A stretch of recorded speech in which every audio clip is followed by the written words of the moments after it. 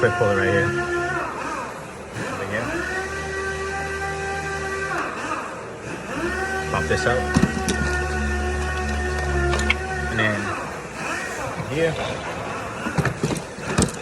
use a 10 millimeter. However you have it, 10 millimeter.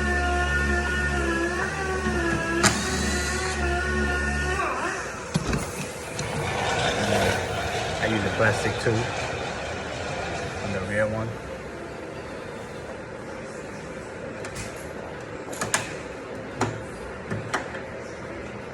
Look like it's still pretty hard, so.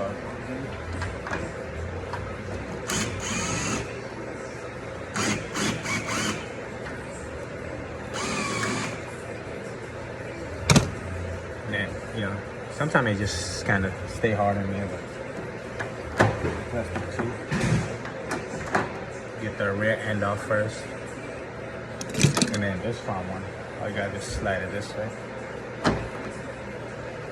It's very easy. And then remove this. And remove this. And that's how you take a door hand on the Hyundai Elantra. Basically a lot of cars like that. It's pretty simple.